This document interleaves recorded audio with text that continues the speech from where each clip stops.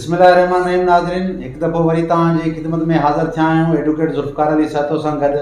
अॼु जो जेको असांजो टॉपिक आहे सो आहे 54 एकड़नि ते मुश्तमिल new town housing cooperative society जो जेको केस आहे उनजो वकील ज़ुल्फ़कार अली सातो असां सां मौजूदु आहे। वॾी महिरबानी। सोसाइटी जा 453 मेंबर आहिनि जिन जे दिफ़ा जे लाइ जेका तव्हां कानूनी जंग विढ़ो पिया ऐं माशाल्लाह तव्हांखे कुझु सोभ काफ़ी हद ताईं थी बि आहे, उनजे बारे में तव्हां छा चवंदो? तव्हांजी वॾी महिरबानी मोहम्मद शरीफ़ साहब। जीअं त हीअ जेका कामयाबी आहे सिर्फ़ु असांजी कामयाबी न आहे, इहा 453 मेंबर जेके बुनियादी मेंबर हुया 1960 खां वठी इहा जेका new town cooperative housing society जो वजूद पियो, पोइ 87 ताईं इहा क्राइसिस में रही, 87 खां बाद बि यको वरी 2012 ताईं इहा क्राइसिस में रही। को बि माण्हू इन शइ जे लाइ जंग विहण जे लाइ तयारु कोन हो। 453 मेंबरनि जो जेको अक्सर करे उन्हनि जी दिलि शिकस्ती जेका हुई उहा ॿियनि माण्हुनि खे उन्हनि उजागर कयो जेके कब्ज़ा माफ़िया जे सूरत में पैदा थिया। 2018 खां वठी वरी जॾहिं असां हिन सिस्टम में आयासीं त असां कुझु मेंबर उन्हनि जा, कुझु औरतूं मेंबर हुयूं, उन्हनि खे असां खणी आयासीं हाई कोर्ट ताईं, नेब ताईं, कोऑपरेटिव डिपार्टमेंट जेका आहे उनजे सेक्रेटरीज़ ताईं, उन्हनि सभिनि खे उन्हनि ताईं असां इंटीमेशन ॾिनीसीं इन राइटिंग में। ऐं आख़िर में एंटी इंक्रोचमेंट ट्रिब्यूनल में वियासीं, उहे विज़िटूं करायूंसीं। आख़िर नतीजतन तव्हां ॾिठो त कल्ह ऑनरेबल हाई कोर्ट बाक़ाइदे तौर ते साजिद अली सूमरो जेको डिप्टी रजिस्ट्रार इंक्वायरी ऑफिसर हो उनखे बरहम थींदी करे उन ते बरहमी जो इज़हार कंदे उनखे सख़्तीअ सां चयो त तव्हांखे इलेक्शन करायो ऐं मैनेजमेंट जे हवाले कयो हीअ सोसाइटी मुकमल तरह सां। इन करे मां वरी हिकु दफ़ो तव्हांजे चैनल जे थ्रू 453 मेंबरनि खे ई मुबारकबाद ॾींदुसि त उन्हनि पंहिंजी जंग खटी आहे। अच्छा साईं, तव्हां केतिरनि जेके मेंबरनि ते ही मुश्तमिल लिस्ट जेका फाइनल कई वई आहे केतिरनि मेंबरनि ते आहे? मोहम्मद शरीफ़ साहब, असल में त 453 मेंबर आहिनि जेके बुनियादी जिन जे लाइ असां जंग विड़ीसीं कानूनी तरह सां हर प्लेटफॉर्म ते। लेकिन साजिद अली सूमरो डिप्टी रजिस्ट्रार जे रिपोर्ट जे मूजिबि जेका हुन कल्ह जमा कराई आहे मेंबर सादी जी जेका लिस्ट आहे उहा आहे 149 मेंबरनि ते मुश्तमिल। लेकिन उन स्क्रूटनाइज़ कयो आहे त जेके 92 माण्हू आहिनि जेके जेराहन ऐं जिन पंहिंजो रिकॉर्ड असां वटि पेश कयो आहे उहे 92 माण्हू वोट जा हक़दार आहिनि। इलेक्शन प्रोसेस में उहे ई पार्टिसिपेट यानी हिसो वठी सघनि था। बाक़ी जेके तक़रीबन 60 मेंबर आहिनि, उहे 60 जे क़रीब जेके मेंबर आहिनि उहे माण्हू जेके या त मरी विया आहिनि या जिन जे वारसनि असांखे कागज़ जमा कराया आहिनि, लेकिन उहे वोट ॾियण जा हक़दार न आहिनि। अच्छा वकील साहब, तव्हां इहो ॿुधाईंदो त जेके 453 मेंबर आहिनि उन्हनि खे लिस्ट में शामिल न कयो वियो आहे, उन्हनि जा कहिड़ा सबब थी सघनि था? मोहम्मद शरीफ़ साहब, मां तव्हांखे पहिरियां ॿुधायो त 453 मेंबरनि खे लिस्ट में शामिल कयो वियो आहे, लेकिन उन्हनि मेंबरनि खे पहिरियां अवलियत ॾिनी वई आहे जेके माण्हू जेराहन ऐं जिन खे वोट जो हक़दार आहे। 453 मेंबर मां उहे 92 मेंबर, लेकिन टोटल मेंबरनि जी जेका लिस्ट तयारु थी आहे उहा 149 मेंबर जी। लेकिन हुन पंहिंजे उन फर्दर स्क्रूटनाइज़ इंक्वायरी रिपोर्ट में लिखियो आहे त जेके मेंबर आहिनि टोटल सोसाइटी जा, new town cooperating housing society जा, उहे 453 यानी 453 मेंबर। ऐं हुन लिखियो आहे उन पंहिंजे इंक्वायरी रिपोर्ट में त 453 मेंबरनि खे जेका बि ईंदड़ मैनेजमेंट हूंदी उहा उन्हनि खे पंहिंजो हक़ ॾींदी, उन्हनि खे नज़रअंदाज़ न कंदी। अच्छा साईं, जेके 200 जी लिस्ट खणी आया मेंबर या 127 जा दावेदार आहिनि उन्हनि जो मुस्तक़बिल छा आहे? साईं, असल हक़ीक़त इहा आहे त उन जेके 200 जी जेका तव्हां ॻाल्हि कयो था मेंबरनि जी ऐं 127 उहे 453 खां हटी करे आहिनि। लेकिन हिन इंक्वायरी रिपोर्ट खे जॾहिं तव्हां पढ़ंदो साजिद अली सूमरे खे, इन पहिरियां इहा कोशिशि कई त उन 200 मेंबरनि खे या 127 मेंबरनि खे आणिजे ऐं 453 मेंबरनि खे जीअं सुता पिया आहिनि त ईअं सुता ई रहनि। लेकिन जेको असां आवाज़ बुलंद कयोसीं त हीअ जेके पोइ बुनियादी मेंबर आहिनि ऐं जेके बोनाफाइड मेंबर आहिनि, वैलिड मेंबर आहिनि, उन्हनि खे नज़रअंदाज़ करे हिकु पंहिंजी मन गढ़ंत स्टोरी ठाहे करे पेश करे ऐं उन्हनि सां मिली भगत करे हिकिड़ो गैर कानूनी तरीक़ो इस्तेमालु थो करे त जीअं हिन सोसाइटीअ खे कब्ज़ा माफ़िया जे हवाले कयो वञे। उनखे जेकॾहिं असां बंदि कयोसीं त आख़िर हुननि खे जवाबु ॾिनो त तव्हांखे मां शामिलु नथो करे सघां। हुन कोशिशूं कयूं 2-3 बार उनखे कोर्ट जे साम्हूं पेश करण जो त कहिड़े बि तरीक़े सां उनजो किथे न किथे हिकु खुरपेर लॻे ऐं उहे शामिलु थी वञनि त मुंहिंजे मथां ज़ोर बार हटे ऐं मुंहिंजे मथां इल्ज़ाम तराशी न थिए त को मां उन्हनि खे शामिलु कयो आहे। लेकिन कोर्ट बि उन्हनि खे कंसीडर न कयो, लेकिन उनजो मुस्तक़बिल हाणे कंहिं बि सूरत में नज़र नथो अचे त हिन सोसाइटी अंदरि इन थी सघंदा हुआ। अच्छा त इलेक्शन जे लाइ कानून छा थो चवे, कहिड़े तरीक़ेकार मूजिबि इलेक्शन जेको थियणु घुरिजे? मोहम्मद शरीफ साहब हिन सोसाइटीअ जा जेके बैलाज़ आहिनि इहे त तमामु पुराणा आहिनि ऐं उहे रजिस्टर्ड बैलाज़ आहिनि। उन में त जनरल प्रेसिडेंट आहे, वाइस प्रेसिडेंट आहे, जनरल सेक्रेटरी आहे ऐं घटि में घटि 9 मेंबरनि ते मैनेजमेंट आहे। लेकिन हाणे जेको ईंदड़ जेको आयल कानून आहे एक्ट 2020 जो उन में आहे त हिकिड़ो प्रेसिडेंट हूंदो ऐं जेका मैनेजमेंट हूंदी उनजी हिकु भाङे 3 जी इलेक्शन थींदी। यानी जेकर तव्हांजा 6 मेंबर आहिनि मैनेजमेंट जा त तव्हांखे 2 मेंबरनि जी इलेक्शन कराईंदो, हिकिड़े सदर जी कराईंदो। बाक़ी जेका मैनेजमेंट हूंदी उनजे बारे में कानून त ख़ामोश आहे, लेकिन तसवर इहो कयो वेंदो त उन्हनि जी इलेक्शन न थींदी। उन्हनि खे जनरल बॉडी में या उहे जेके इलेक्टेड मेंबर हूंदा उहे उन्हनि मेंबरनि खे 4 जेके मेंबर रहंदा, यानी बाक़ी जेके ॿियो हिसो जेको रहंदो उन्हनि खे उहे सिलेक्ट करे हिकु मैनेजमेंट जी जेका कमेटी हूंदी उहा पूरी कंदी ऐं उहा मैनेजमेंट हलाईंदी। अच्छा साईं, हिते हिकिड़ो सुवाल पैदा थो थिए त सैयद फिदा हुसैन शाह साहब खे जेको हाई कोर्ट इलेक्शन कमेटी जो मेंबर बि मुक़ररु कयो आहे, साजिद सुमरो पारां हुनखे जेको सो रिमूव कयो वियो, कढियो वियो, इहो छा जाइज़ क़दम हुयो? इन ते तव्हां कीअं था ॾिसो रोशनी? साईं असल छा आहे त मां तव्हांखे पहिरियां ॿुधायो त असल में त 3 मेंबर पेश थिया हाई कोर्ट में। साजिद अली सुमरो 2 मेंबरनि खे वठी आयो, अबरार काज़ी साहब हुयो जेको हिन लिस्ट 453 में नज़र अचे पियो, पर उहो बि थोरो कंहिं तरीक़े सां कुझु मेंबरनि जो इहो आहे त उहो बि मशकूक आहे, लेकिन उन में नालो हुनजो अबरार हुसैन काज़ी जे नाले सां आहे। उहो त मुस्तक़बिल फ़ैसिलो कंदो त उहो सही आहे या छा आहे। लेकिन साईं फिदा हुसैन शाह साहब जे जेके हवाले सां जेतिरे क़दुरु तव्हांजी ॻाल्हि आहे उहो 453 बुनियादी मेंबरनि में हुनजो किथे बि को सीरियल नंबर ते कंहिं ते बि हुनजो नालो कोन्हे। हुनजी जेका दावा ॿुधण में अचे थी त उहा इहा ई आहे त मां ख़रीद कयो आहे प्लाट, मां परचेज़र आहियां।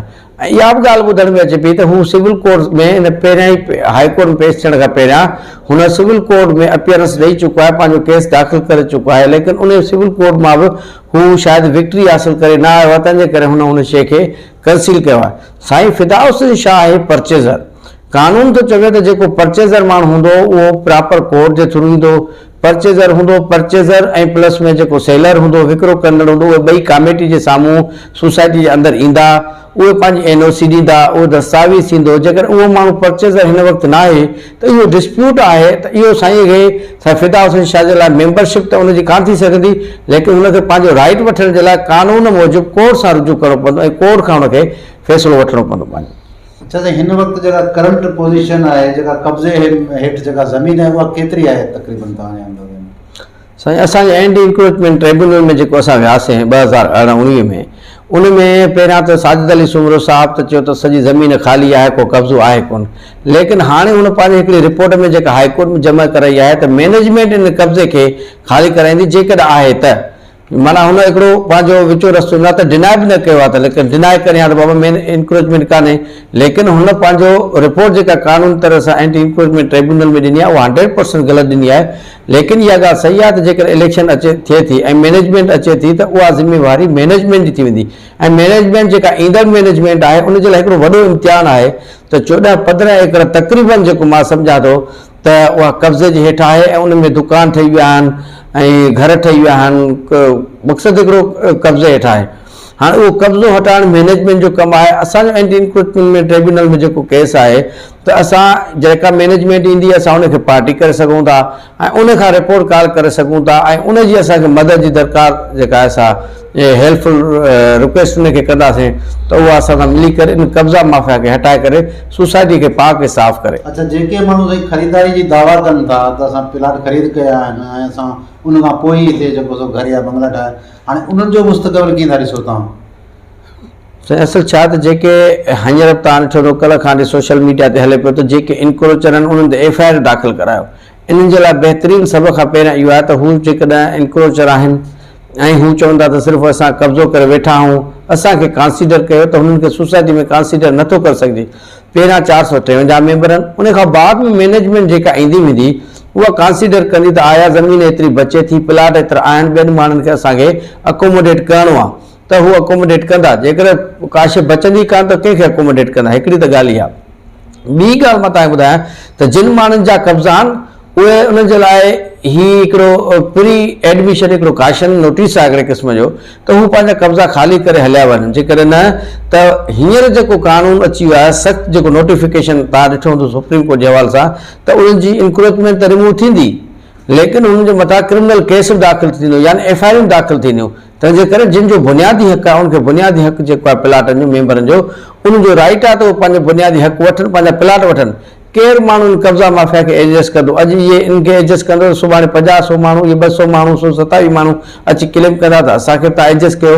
अहिड़े तरीक़े सां गैर क़ानूनी अमल जेका आहे उहो केरु बर्दाश्त न कंदो। अच्छा, त जिन माण्हुनि जा तव्हां वकील आहियो या जिन माण्हुनि जो तव्हां केस विढ़ो पिया, उन्हनि खे बि जेको लिस्ट में शामिल न कयो वियो आहे, उहो कीअं था अमल तव्हां ॾिसो जेको मौजूदा आहिनि? सो न, जॾहिं माण्हू, मां तव्हांखे ॿुधायां त जेके माण्हू जंग विढ़ंदा आहिनि या जिन जे लाइ 453 मेंबरनि खे बचाइण जे लाइ जेके साज़िश सुमरो असांजी पार्टी खे टारगेट कयो पहिरें ॾींहं खां वठी त एंटी इंक्रोचमेंट जे केस ते तव्हां हथु खणो, तव्हांखे न त असां लिस्टनि में शामिल न कंदासीं, कॾहिं FRC जो बहानो करे, कॾहिं रजिस्टर डॉक्यूमेंट जो बहानो करे ओरिजिनल डॉक्यूमेंट उनखे व्हाट्सअप कयासीं। साबित अली शाह साहब सां वञी मिलिया, उहा असांजी पार्टी, साजिद सुमरे सां वञी पार्टी उहा मिली, उन्हनि खे कूड़ा दिलासा ॾटा ॾेई करे नेठि उन्हनि खे किक आउट करे छॾियो। इन बहाने जे तौर ते उन्हनि खे नज़रअंदाज़ कयो त जीअं हू हुनजे मथां कयल दरख़्वास्तूं नेब जे हवाले सां FIA एंटी करप्शन डिपार्टमेंट खे या जंहिं बि तरीक़े सां हींअर एंटी इंक्रोचमेंट जो मैटर आहे उन में मैनेजमेंट ईंदी लिखी ॾींदी 14 एकड़ ते कब्ज़ो आहे त साजिद अली सुमरो जेको रिपोर्ट जमा कराई कोर्ट में, हिन जे मथां केस दाख़िल थींदो FIR जो, ऐं 100% केस दाख़िल थींदो हिन जे मथां थींदो।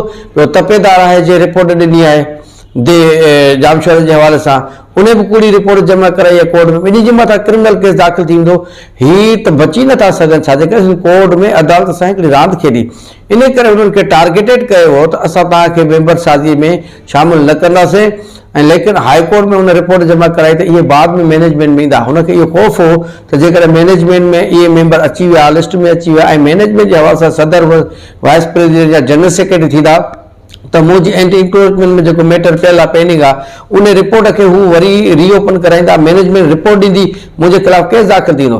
इन करे कुझु माफ़िया जेका आहे उहा हिन जे हथ ते आहे ऐं उहा हिनखे बचाइण जे लाइ कोशिशि कंदी, पर मां उमेदु कयां थो त अलाह कंदो अहिड़े क़िस्म जी का मैनेजमेंट न ईंदी जेका अहिड़े कूड़नि माण्हुनि खे ऐं कब्ज़ा माफ़िया खे या जेके अहिड़े क़िस्म जा ऑफिसर आहिनि इनखे बचाइण में को किरदारु अदा कंदा। अच्छा साईं, आख़िर में तव्हां खां इहो पुछंदासीं, जेके 453 जा मेंबर आहिनि, जेके शुरूआती मेंबर आहिनि 453 जा, उन्हनि जे लाइ का तव्हां एडवाइस ॾियणु चाहियो ऐं जेके 92 मेंबर वाउंट कंदा हींअर मैनेजमेंट कमेटी जे हवाले सां, उन्हनि जे लाइ को पैगाम ॾियणु चाहियो? मां त 453 मेंबरनि खे त मां मुबारकूं ॾींदुसि, छाकाणि मां बि उन्हनि जो हिसो थी रहियो आहियां, सॼी असांजी टीम उनजो हिसो थी रही आहे। त उन्हनि जे लाइ त इहा वॾी ख़ुशख़बरी आहे, उन्हनि जे नसलनि जे लाइ इहा ख़ुशख़बरी आहे जेके उन्हनि जा वॾड़ा वीचारा वफ़ात करे विया आहिनि, वजह उन्हनि जा जेका पोइ नस्ल आहे उन्हनि खे पंहिंजो कानूनी हक़ 40, 50, 60 सालनि खां बाद में बि उन्हनि खे पंहिंजो हक़ जेको आहे उहो कानून मूजिबि मिली चुको आहे। ऐं इंशाअल्लाह ताला ईंदड़ मैनेजमेंट जेका बि ईंदी उहा उन्हनि जो हक़ कंदी ऐं उन सां नाइंसाफ़ी न कंदी। जेतिरे क़दुरु 92 मेंबर जेके इलेक्शन में वोट ॾियण जा जेके हक़दार आहिनि त उन में अक्सरियत जेका आहे मां तव्हांखे ॿुधायां उहा आहे जुनेजा बिरादरी, अंसारी बिरादरी, यानी ॿिया जेका ट्रगा बिरादरी या खोड़ सारियूं अहिड़ियूं बिरादरियूं, लेकिन उहे रिलेटेड आहिनि पाट शरीफ़ माना दादू ज़िले सां।